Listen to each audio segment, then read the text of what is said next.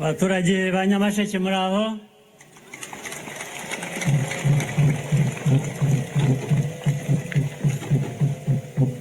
ndishimye kubona uyu mwanya namwe kandi mwabonye kugira ngo duhurire aha tuganire ibyaduteza imbere n'ibyateza igihugu cyacu muri rusange imbere aho dukwiye kuba turi. Mbanje kubasuhuza rero nsuhuza n'abayobozi batandukanye nabo bari hano, ari abo mu nzego za leta n'iz'abikorera n'abandi mu zindi nzego nk'uko byavuzwe, amatorero, amadini ndetse n'abo dufatanya ibikorwa bandi bo hanze y'igihugu cyacu, ari ibihugu cyangwa imiryango mpuzamahanga, kuko turakorana turuzanya, niho tuvana imbaraga zo kugira ibikorwa biduteza imbere. Ndagira ngo rero nanone n'abandi babikoze, abayobozi bamaze kuvuga, ariko nagira ngo mbashimire cyane abaturage ba Nyamasheke.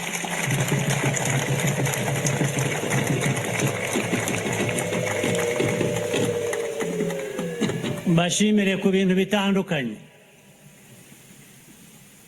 ari myifatire mu bibazo n'ukuntu mufatanya, ariko mufatanya n'inzego. Mu kanya gashize havuzwe iby'umutekano, bashimiye inzego z'umutekano ukuntu zashoboye guhashya umwanzi,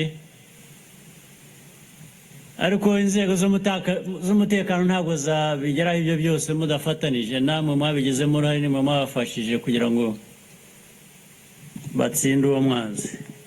Mukomereze aho rero.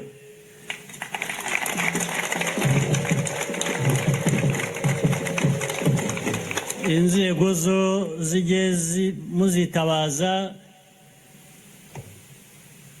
ari uko byabaye ngombwa, namwe mufite aho mugejeje, kandi niko byagenze. Abaturage mwarabanje mwirwanaho, nimwe mwatangaga amakuru, nimwe hari ndetse n'abake, ariko iyo ari ubuzima ntabwo baba ari bake. Iyo abantu batakaje ubuzima, hari abatakaje ubuzima, ariko nagira ngo rwose mbashimire cyane kuri ibyo.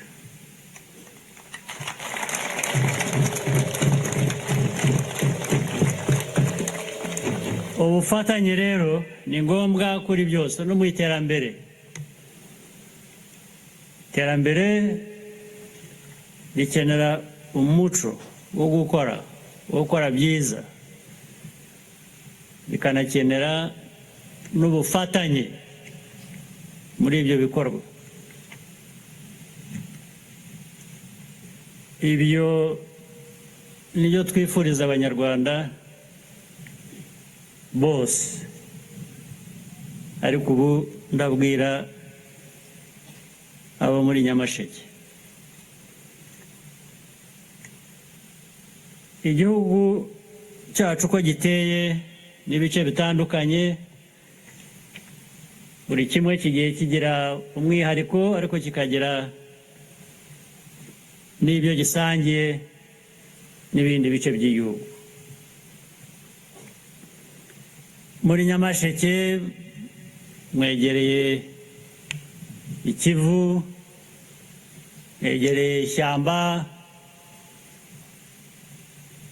Ibyo ubwabyo hari byinshi dushobora kubikoresha tukagira ibyo tugeraho. Byavuzwe by'urukerarugendo, byavuzwe iby'ubuhinzi bw'icyayi cyane cyane ahazengurutse iri shyamba rya Nyungwe. Yavuzwe ibintu byinshi bishoboka, ni ugushaka uburyo rero tubikoresha neza, tubishoramo imari tukabizamura bikatwungukira. Ntabwo leta yabikora yonyine, nta nubwo abaturage babikora bonyine. Icyo gihe ntabwo tuba turi bugere kure. Inzego rero zose turafatanya. Ibyo bavuze by'abatuye mu manegeka ndetse bivamo igihe kimwe na kimwe ubwo bimerera n'abaturage bakanabigwamo, ubundi leta ifite ingamba zo gukura abantu mu manegeka zikabatuza aho abantu bakwiye kuba batura, ndetse leta ikabafasha abo bantu, igafasha abantu kuhatura neza aho ngaho. Byagiye biba hirya no hino, nta mpamvu bitazaba hano muri Nyamasheke.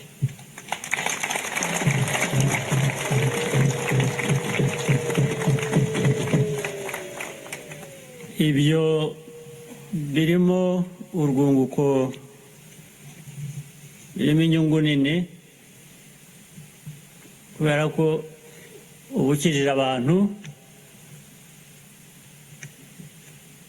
Icya kabiri, ubatuje mu buryo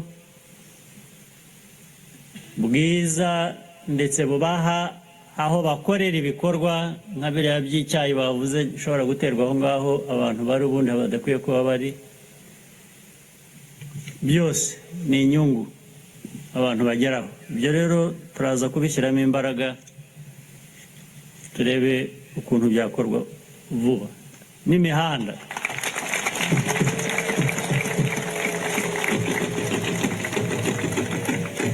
imihanda yavuzwe nabyo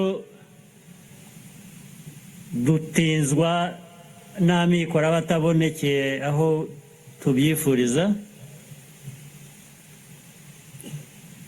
ariko iyo mihanda nayo biri mu byo twifuza gushakira uburyo kugira ngo ikorwe. Yagiye ivugwa yose n'umuyobozi w'akarere.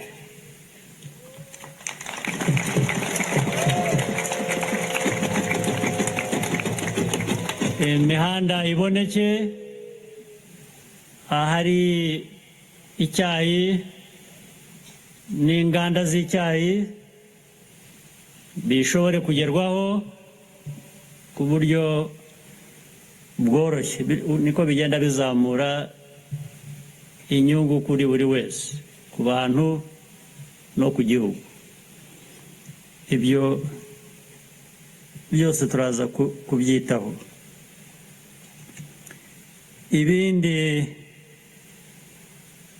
byagiye bivugwa, amashanyarazi ntabwo numvise ari ahagije kugera ku baturage, ariko amashanyarazi ajya ku baturage bafite aho batuye cyangwa uko batuye neza. Ntabwo wagenda ushyira amashanyarazi ahantu abantu n'ubundi aho batuye hatameze neza cyangwa ejo bazahimuka. Turagira ngo izo gahunda zizajyane n'ayo mashanyarazi azamuke. Ibindi ni bijyanye n'ibigo by'ubuzima. Hari aho byagaragaye ko abaturage babona ubuvuzi cyangwa bambwiye ko 25% bya health posts bya ibyo bigo by'ubuzima ari byo bikora icyumweru ku kindi 25%. Ibyo ni bike cyane, kandi ibindi bambwira ko bitanafite n'amashanyarazi cyangwa amazi. Ibyo ndabivuga ku buryo bw'umwihariko kugira ngo nerekane nubwo hari ibyiza byinshi tugezeho tumaze kugeraho, ariko haracyari izo mbogamizi bigomba kuba bibangamira abantu kandi bigatuma n'umuvuduko dukwiye kuba tugenderaho w'iterambere nawo ugabanuka cyangwa se ibintu bitihuta.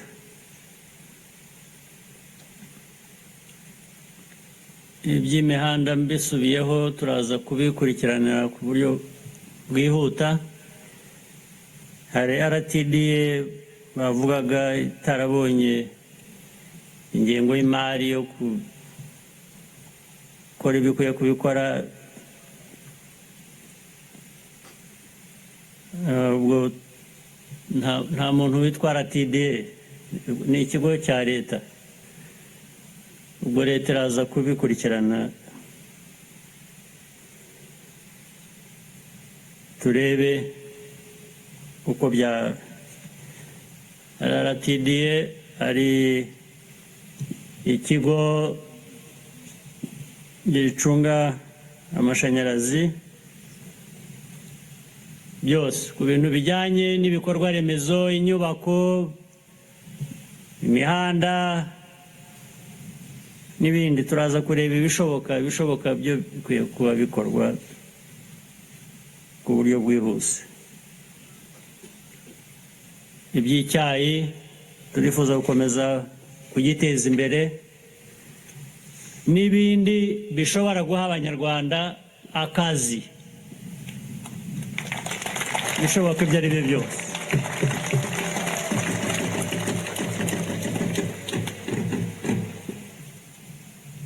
Muri ibyo byose rero nabivuze ko nta gishoboka hatari kuzanya kw'inzego, ariko inzego zirimo abayobozi. Ubu ndashaka kuvugana n'abayobozi nabo kubabwira abayobozi barusheho kwegera abaturage no kumenya ibibazo byabo no gukorana nabo kugira ngo bikemuke vuba na bwangu.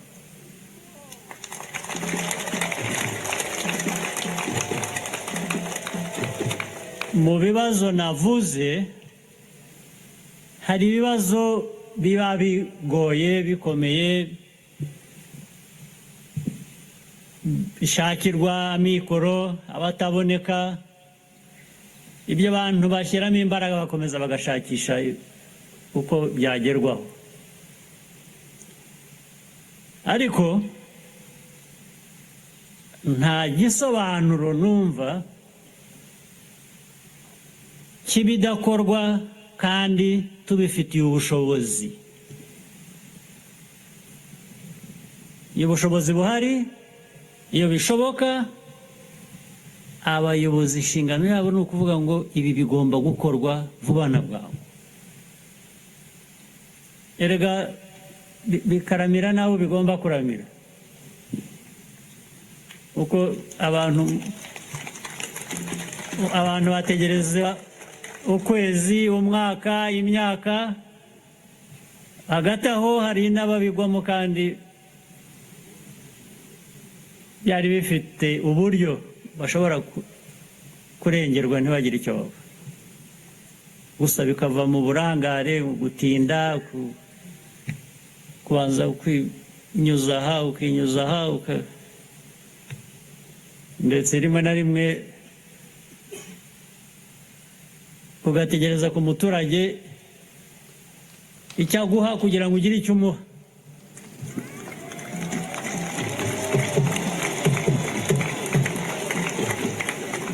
ariko umuturage ushaka ko agira icyo aguha ntacyo afite, wanamubujije kukigira kubera kudakora. Birumvikana rero ko ibyo rwose aho bishoboka mujye mubyanga cyangwa mujye mubitubwira.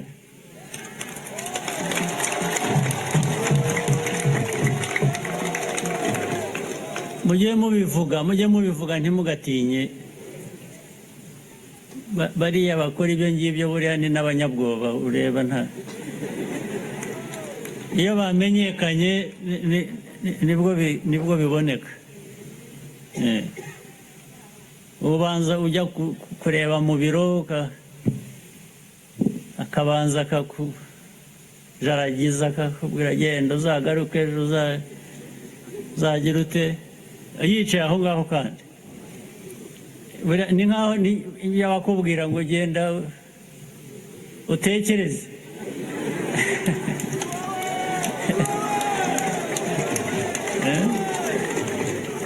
Gutekereza, umuntu aratekereza ariko ntafite aho avana. Ibyo ni umuco tugomba guca rwose byanze bikunze, twese dufatanije tukabirwanya. Abo bantu bakora batyo baratwangiriza, bangiza byinshi, tugomba kubahashya. Kandi ntimugatinye niyo bitwa ngo ni abantu, hariho abandi batunguka bakabona ko mukwiye guhungabana cyangwa kwiruka. Buriya iyo twabamenye burya bajya ku murongo, ntabwo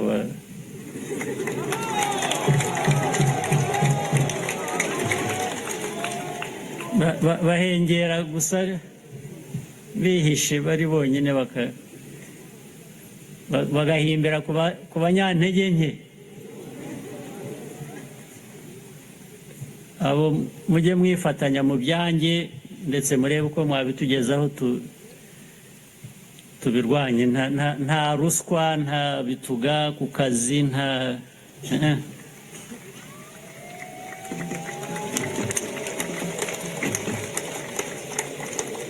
ubabwiye ibyo mujye mumubwira aze abitubaze. Mujye mutiye kubibaza abandi bayobozi bo hejuru, baba aribo babiguha. Niba tugeraho tuzaba tubibaha. Rero bantu ba Nyamasheke, nishimye kuza hano. Naherukaga hano hashize igihe,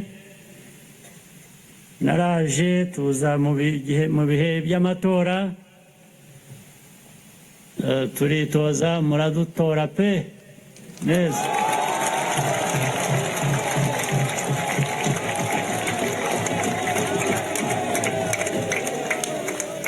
Umwenda rero mba mfite ni uko iyo umuntu yaje ashaka amajwi akitoza bakayamuha, buriya aba afite umwenda wo gukora ibyo twavugaga mu kanya gashize, yo kugira ngo abaturage bamererwe neza, batere imbere, bikorere ibyo bagomba gukora, nta ubakoma ku kuboko cyangwa ugira ibindi abajyanamo bitajyanye n'ubuzima bifuza cyangwa n'inyungu zabo cyangwa inyungu z'igihugu. Ubwo rero birumvikana, nagarutse hano no kubashimira, ariko ngira ngo dukore byinshi, dufatanye tugere kure. Ibindi reka tujye mu bikorwa. Hanyuma mu mwanya ugiye gukurikira, ubwo turagira ikiganiro, abafite ibitekerezo bari buduhe cyangwa ibibazo babaza, cyangwa ndetse n'abaduha ibisubizo. Ntabwo twahora tubazwa gusa, n'ibisubizo bibonetse mukabiduha byadushimisha, sibyo? Murakoze cyane, mugire amahoro y'Imana.